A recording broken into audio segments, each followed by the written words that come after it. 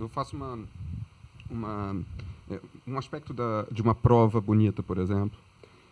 Eu faço, às vezes, algumas comparações dos aspectos técnicos de uma prova como algo próximo de um artesanato. Você está resolvendo um problema com uma potência técnica e você tentando colocar todas as suas técnicas e todos os seus... você tem várias coisas ao seu dispor, um arsenal a seu dispor para tentar chegar ao seu objetivo, e você tenta colocá-los de várias maneiras, e uma coisa que pode tentar fazer é fazer qualquer coisa possível até chegar ao seu objetivo. Uma coisa completamente complicada, passando por vários lados que parece que não seria necessário, mas passa por ali, e chegando a um objetivo. Isso seria certamente uma maneira que seria reconhecida como uma prova que não é bonita pela maioria das pessoas. Uma prova bonita seria uma que é clara, que quando você vendo ela, você entende uma estrutura e você entende o que está se passando, talvez em certos momentos com seja uma coisa que fica um pouco mais opaca, etc., mas você tem uma estrutura que faz sentido no final.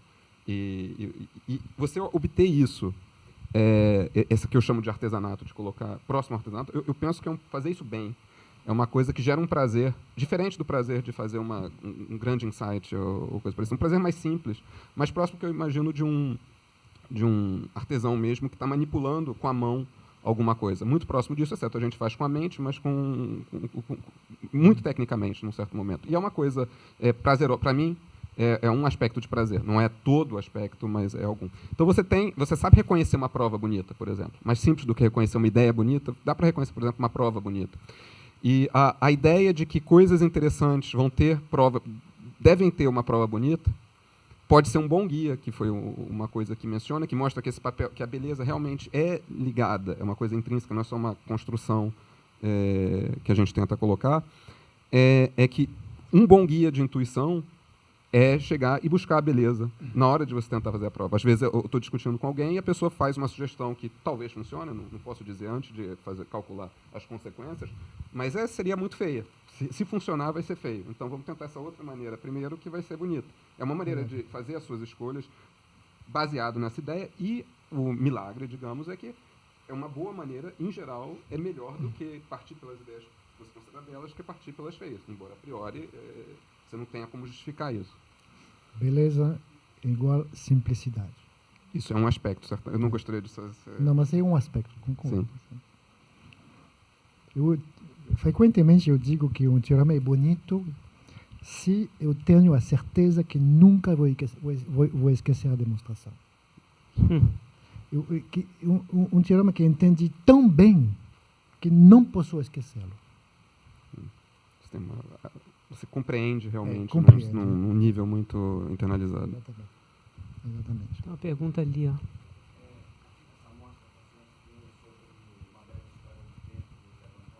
Uhum.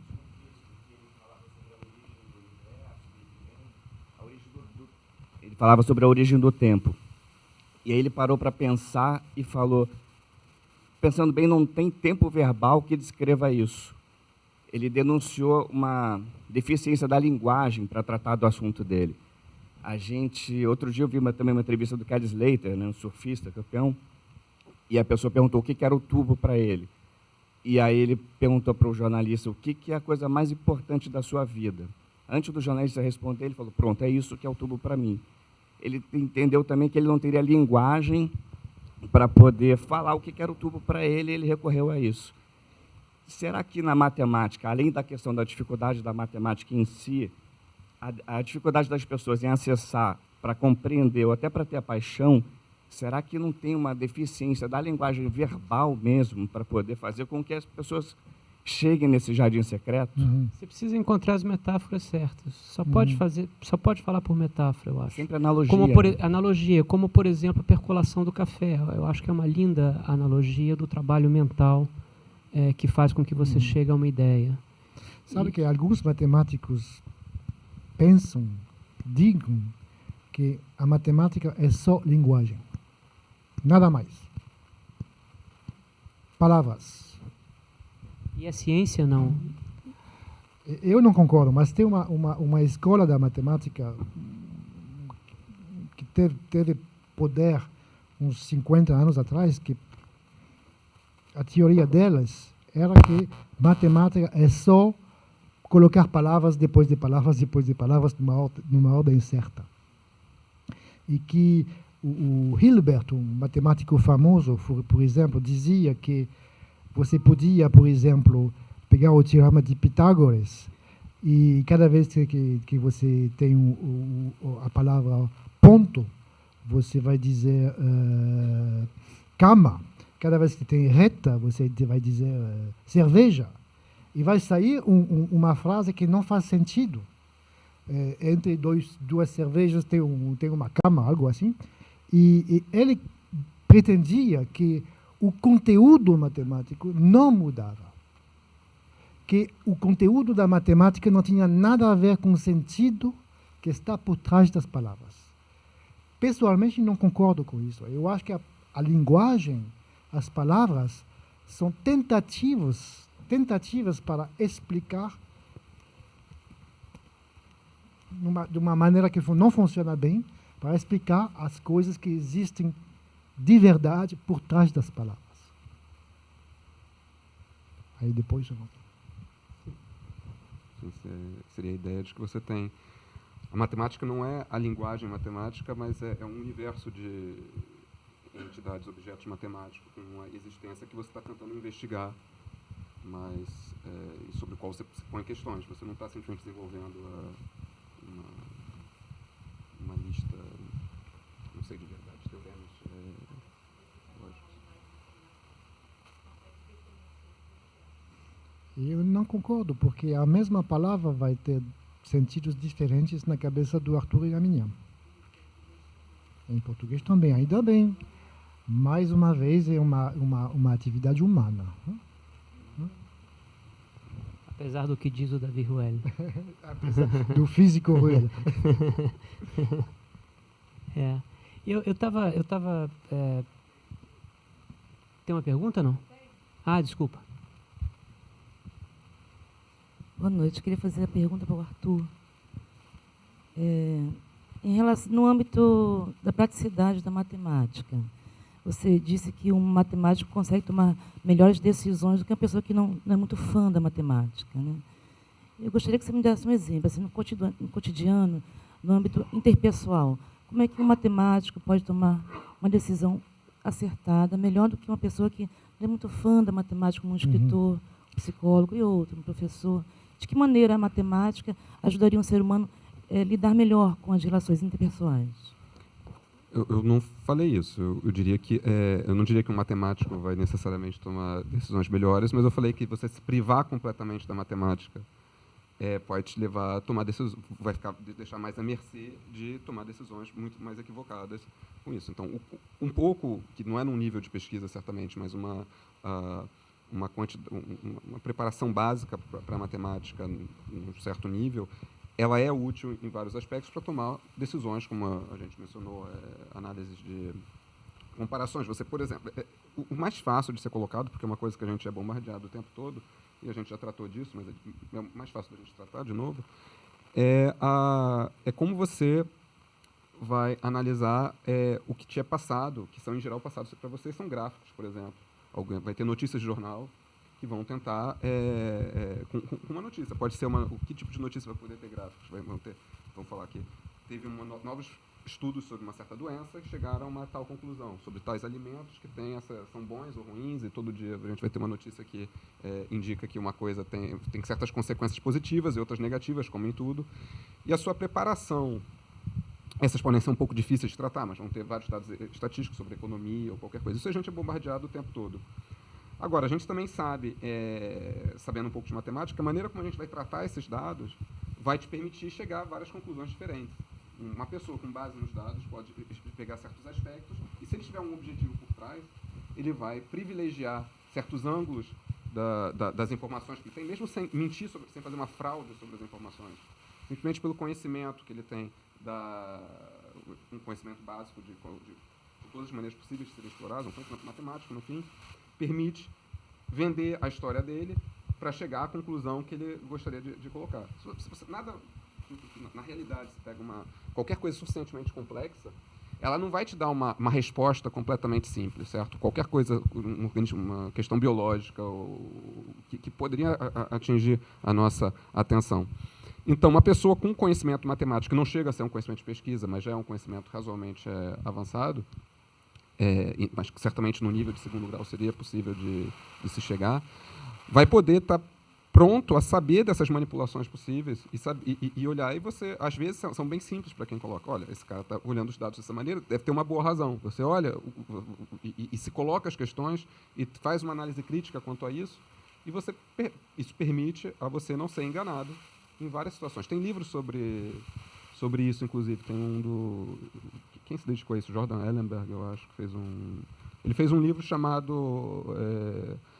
eu acho que ele toca em algumas coisas desse, que era como não estar errado, ou coisa parecida. Você tem, mas é um objetivo. Algumas vezes você tenta colocar essa matemática para uso prático, e eu diria que isso é certamente um caso onde você tem que tomar decisões, onde, não só para você, como cidadão. Quando você vai fazer... políticos te dão várias ideias e tentam vender as coisas, e vão tratar essas informações, e frequentemente você pode... Muito concretamente, você exerce isso no seu dia a dia? Sim, sempre que eu vejo um gráfico, eu analiso eu quero dar um exemplo, um contra-exemplo do Arthur. Recentemente, o Arthur me mostrou um negócio completamente maluco. Né? Ele me mostrou um site na internet que chama-se como que chama? Micromorte. É uma lista de acontecimentos na sua vida e na mesma linha tem a probabilidade de morte. Você vai pegar o ônibus, probabilidade de 1 sobre 5 milhões de morrer. Você vai atravessar a rua. E o Arthur me falou que frequentemente ele vai checar nesse lugar para medir matematicamente o risco dele. Não, mas para saber coisas óbvias, tem discussões do que é mais seguro, trem ou avião, coisas assim, né? Bárbara, a gente termina às 10, é isso? Tá bom. Tem 20 minutos ainda.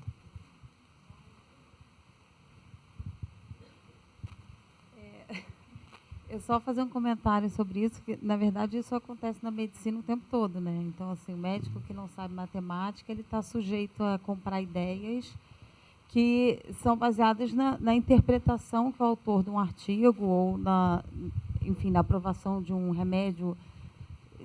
E aí a hipótese desse medicamento novo ser eficaz ou não ser eficaz, o médico que não sabe matemática está sujeito o tempo todo a ser enganado, né? Mas, enfim, eu tinha uma pergunta que não estava muito relacionada a isso, mas relacionada, a gente está vendo vocês falarem o tempo todo de imagens e de objetos, de hipóteses, né, que surgem, e a impressão que dá é que essas imagens talvez... algumas pessoas tenham uma capacidade maior de vê-las e outras menor, né? E a minha questão é se isso que se fala, que a matemática é ensinada de uma maneira que prejudica o aprendizado dela, de fato seria real, ou será que algumas pessoas não têm uma capacidade nata, né, de compreender a matemática, e aí o Arthur falou uma hora de internalizar realmente uma solução de um problema e compreender de fato, e outras pessoas ficam continuamente tentando compreender. Vocês estão entendendo o que eu estou falando? Assim, eu tenho 2 filhos e um entende a matemática, e o outro ele vai ser capaz de entender, mas não é uma coisa natural para aquela para outra. Mas a mesma coisa não vale para música, por exemplo, sim, né? Sim, eu acho que sim. Mas a gente Ainda fica bem. pensando se, de fato, uma modificação na forma que a matemática é ensinada desde a Mas é que tem uma coisa infância. curiosa, quer dizer, alguém que não tenha ouvido absoluto e tem um irmão que toca muito bem violão, violino, que seja, e o outro não consegue tocar, ele não dirá, inclusive com gosto, eu não gosto de música, eu resisto à música. Em matemática é sempre assim, né? Quando a pessoa encontra a primeira dificuldade, há uma permissão social para a pessoa dizer eu odeio matemática. Quando no fundo ele não precisa se tornar um matemático que faz pesquisa, mas ele pode entender por que o teorema de Pitágoras é tão bonito, porque qualquer pessoa pode entender por que é tão bonito. Sim, entende? mas aí será que as pessoas conseguiriam compreender a questão da probabilidade, por exemplo, de maneira igual? Acho que no nível de lidar... Isso, no meu... Eu creio que isso seja realmente uma coisa que, se você não tiver uma aversão a isso, são análises que precisa fazer bastante simples, na verdade. Certamente mais simples do que outras coisas que seriam realizadas em outras disciplinas, porque você tem muitas discussões teóricas e escolas divergentes, etc., e você não chega você vai ter que ler muito mais e levar muito... Para você conseguir uma discussão completa ou suficientemente completa para tomar uma boa decisão nesse nível que eu estou discutindo, é uma coisa que você chega de maneira bastante precisa, com uma quantidade de leitura não muito grande, um certo esforço, mas certamente possível, eu creio, com muito poucas exceções. Eu estou falando eu acho que você tem também... eu pensei em música, mas mesmo quem não cria, por exemplo, leitores, você tem melhores leitores de um livro do que outros, né? Quer dizer, tem gente que lê melhor, sei lá, Shakespeare do que outra pessoa. Alguém lerá Shakespeare, e se é um bom leitor de Shakespeare, vai pensar em muito mais coisa, vai ter uma compreensão muito mais rica do mundo e da peça e do que seja, do que outra pessoa que tem uma leitura, digamos, um pouco mais superficial, um pouco menos interessante A mesma coisa em matemática, eu tenho a impressão, né? Acho que não Ainda assim, todo mundo é capaz de ler. As imagens chegam... Desculpa. Eu fui meio afobada agora. Mas as imagens chegam na cabeça quando você entra em pesquisa, ou elas vão surgindo quando você está estudando a linguagem da matemática? O que quer dizer entrar em pesquisa? Estamos sempre em pesquisa. Não, você não entendeu. Quando que essas imagens surgem? Na sua vida, quando que elas surgem? Tipicamente à noite. Não. No seu desenvolvimento. Quando você começou a visualizar objetos matemáticos? Eu acho que estava com 12 ou 13 anos. Mas estava mexendo com matemática. Claro. Uhum. Então, muito antes de pesquisa... Há muito antes de pesquisa, sim. Com certeza. Tá Com certeza. Eu tenho um amigo colega que é um matemático cego. E ele tem um amigo do Arthur também. Ele também pode descrever imagens muito precisas. Ele pensa em termos de imagens. E falando de matemática com ele, sempre é uma fala muito concreta e geométrica. E ele sabe, ele pode descrever imagens que ele tem na cabeça. E recentemente até ele foi convidado por como que chama, IRM,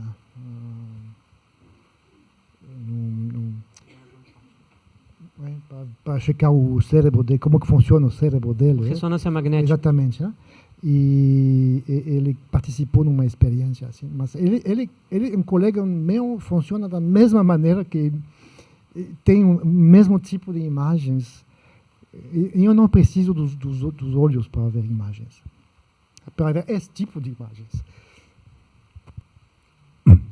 Eu também queria só pensar um pouco nessa questão do ensino que a gente estava falando, pensando que se o ensino da matemática não deveria necessariamente ser acompanhado de uma retomada do ensino da filosofia ou a própria questão das artes. Quer dizer, na verdade, essa questão um pouco da imaginação, ou disso que você se refere agora, né? Como conduzir esse processo de educação, se não através de um processo que leve a um pensamento, talvez, de natureza mais abstrata. Quer dizer, essa que é a minha questão. Quer dizer, se é só uma questão no âmbito do ensino da matemática, ou ela é, na verdade, uma forma como hoje a gente se relaciona, né, com as questões um pouco mais abstratas, né, na sociedade contemporânea, onde você recebe, na verdade, tudo já processado, de um certo modo. Né? Tu? Não sei. Eu não sou matemático aqui, então são vocês. Eu posso contar uma história que aconteceu 2 anos atrás, uma conversa entre 2 matemáticos franceses muito famosos. Um chamado Jean-Pierre Serre, um dos mais famosos do século XX, e o outro, Jean-Pierre Kahana. O Jean-Pierre Serre é um matemático muito puro, que faz matemática muito pura, sem nenhuma aplicação. E o Jean-Pierre Kahn é um cara muito ligado com algumas aplicações, em particular da probabilidade. E o Jean-Pierre Kahn trabalhou muito na questão do ensino da matemática. Ele estava dizendo o seguinte, estava dizendo que nos anos 50, na França, pelo menos, os professores de matemática no secundário ensinavam o sistema solar, a Lua, as fases da Lua, o movimento dos planetas, tudo isso. E aconteceu que, por volta dos anos 60, esse aspecto da matemática sumiu. E o professor de matemática só tinha que ensinar Pitágoras, triângulos, etc., etc. E o Kahn dizia que, nesse momento em que o sistema solar saiu do secundário, nesse momento os matemáticos perderam contato com a realidade do povo, porque o povo quer entender a geometria dos planetas, entender a Lua, o Sol.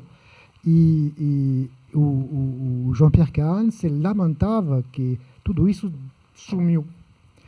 E, assim, de repente, o outro matemático puro, Serre, falou muito rapidamente, falou, isso é uma coisa normal, a astronomia não tem nada a ver com matemática, não tem que ser ensinada pelos professores de matemática. Essa é uma pergunta básica, né? Será que o papel do professor de matemática é ensinar matemática de verdade? Ou será que o papel do professor de matemática também é ensinar coisas que têm relacionamento com o meio ambiente, com a Lua, por exemplo? Quantas pessoas entendem das fases da Lua? Será que faz parte da matemática? Eu acho que sim.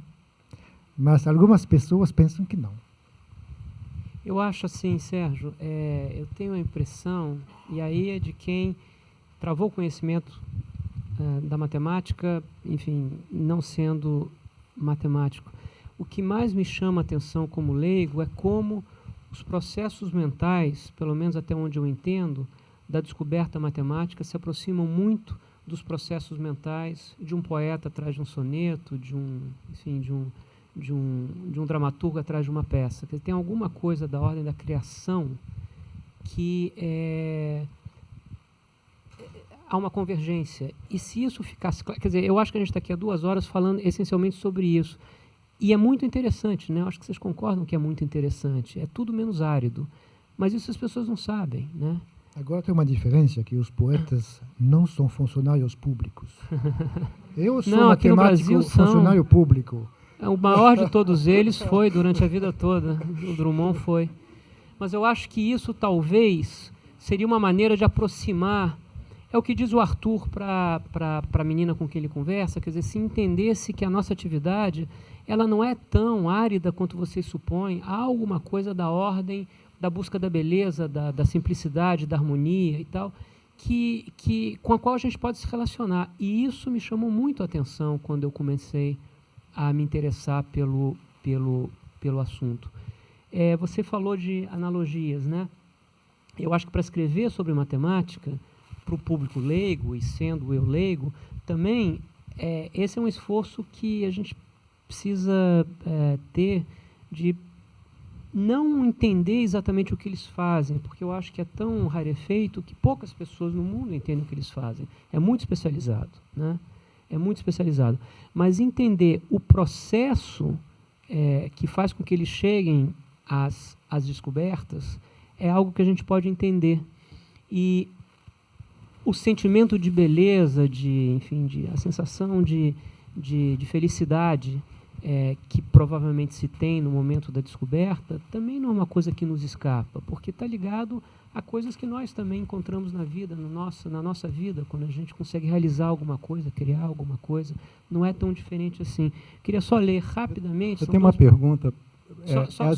Só para tentar traduzir o que o Etienne falou sobre a questão da unidade, né? dessa ideia de que você subitamente descobre que coisas que não estão ligadas fazem parte de um corpo só, né?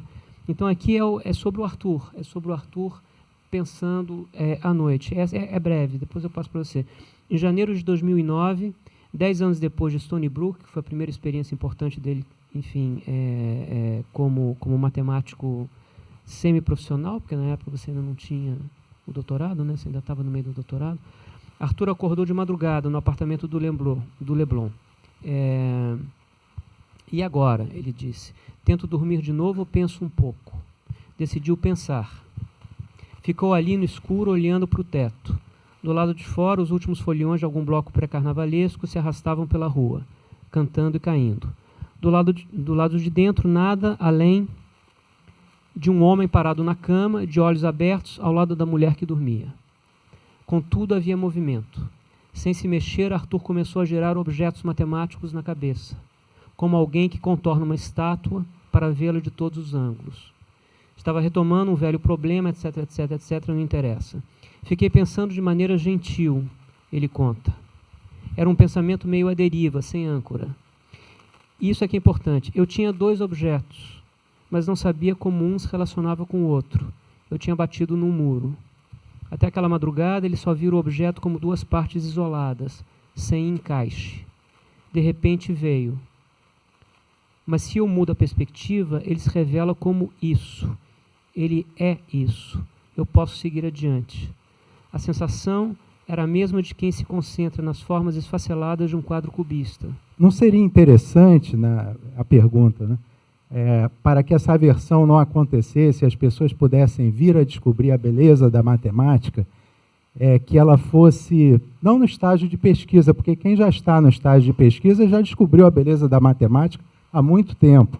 Mas quem está começando, antes de chegar ao ponto de ter aversão à matéria, que as escolas tratassem a matemática mais, e os professores, do ponto de vista funcional, utilitário. Por exemplo, questões do dia a dia, como o casamento, né? Muita gente se casa, mas pouca gente faz o cálculo probabilístico de um casamento dar certo ou errado. Então, de forma muito simplória, pode ser dito o seguinte: se o casamento, supostamente entre um homem e uma mulher, só para exemplificar, pode acontecer 4 coisas. A mulher perder o interesse pelo homem, o homem perder o interesse pela mulher. Terceira coisa, os 2 perderem o interesse um pelo outro. E quarta situação ou hipótese, os 2 ampliarem o nível de interesse que tem um pelo outro. 1 em 4, 25%. Mas é uma coisa que afeta a vida de todo mundo. Todo mundo um dia pensou em se juntar a alguém, casar com alguém. É um exemplo simplório, mais prático, do dia a dia. É o que eu chamo de dar essa utilidade à matemática. Eu acho que você precisa de um curso de probabilidade. De modo que a pessoa possa se interessar mais e que aquilo não fique num nível abstrato e que a pessoa não descubra para que serve tudo isso. Você entra nesse exemplo, essa questão de você enfatizar unicamente aspectos... acho que pode ser feita ligações, especialmente num certo ponto, mas não deve ser tudo. Acho que qualquer approach muito radical quanto a isso, ou completamente uma questão funcional, ou uma coisa completamente abstrata, vai estar fazendo um desserviço a um público ou a outro público, e você tem condição de conciliar isso, de apresentar tanto esses aspectos, trazendo essa matemática para mais próximo de como poderia ser um momento usado, isso vai atrair certas pessoas, e outras podem ter uma apreciação mais estética mesmo, digamos, num nível bem simples disso, mas uma apreciação no nível de você apresenta realmente o teorema de Pitágoras e uma prova bonita desse teorema, por exemplo, ou uma coisa que eu li quando era criança, estava dando exemplo, pessoas estavam perguntando, mas um aspecto, por exemplo, histórico. Eu li bastante cedo a questão da irracionalidade da raiz quadrada de 2 e a descoberta disso, o impacto que isso teve naquele momento sobre a filosofia, sobre uma escola de filosofia. Eu li num livro, que era um livro de Cosmos, do Carl Sagan, não era um livro de matemática, mas que ele achou interessante apresentar esse aspecto mais, uma prova matemática interessante. Ele fala toda hora, ele remetia à matemática Em um certo momento ele chegou e botou num apêndice, nesse caso, uma prova matemática. Isso aqui é do que eu estou falando no final. Uma prova bonita como essa não precisa necessariamente ter sido ligada pelo seu aspecto funcional. Mas é uma coisa, você tinha Verdade. Você apresenta no final, as pessoas têm certeza absoluta daquilo e pode criar essa conexão, sem dizer para que serve saber que raiz de 2 é irracional. Agora, falando de casamento e de uso de matemática, eu posso dar uma dica para você, que foi usado por o astrônomo Kepler, o famoso Kepler. É um problema de probabilidade bem conhecido. O problema é o seguinte: você quer casar e tem algumas candidatas, um certo número de candidatas. A primeira candidata chega, você pode dizer sim ou não. Mas uma vez que você falou não, ela não vai voltar. Então, segunda candidata. Então, aconteceu com Kepler. Devia casar, segundo casamento. Tinha 9 candidatas. Então, ele pensou, escreveu tudo isso no livro dele. Né? Como que eu vou fazer para ter a melhor chance de achar a melhor mulher? Então, ele decidiu do seguinte algoritmo, que é o seguinte: você tem uma lista de candidatos, você divide por 3. A primeira parte do primeiro terço é só para olhar, toma nenhuma decisão. Aí depois que, digamos, 9 candidatas, depois que as primeiras 3 mulheres passaram na sua frente, você não tomou nenhuma decisão. Depois disso, você escolhe a primeira mulher que você acha melhor que as que você já encontrou antes. Essa é a melhor maneira. É um teorema. Na verdade, não é um terço. Tem que dividir por 2,7, 28, etc, etc. Essa na verdade, uma coisa bastante útil na vida cotidiana, não para casar, mas cada vez que você tem uma decisão e você tem um deadline, tem que tomar uma decisão antes de 1 ano. Um bom conselho é não tomar nenhuma decisão durante 1/3 do tempo que você está pronto, que você está preparado a usar, e depois do terço, toma logo a decisão cada vez que você vê algo melhor que você já viu. Esse é um teorema bem conhecido de probabilidade. E com isso, depois de tentar durante 2 horas dizer que os matemáticos são legais, Kepler destruiu todo o nosso esforço aqui. Eu agradeço vocês terem ficado até tarde, agradeço muito ao Arthur e ao Etienne, e até breve.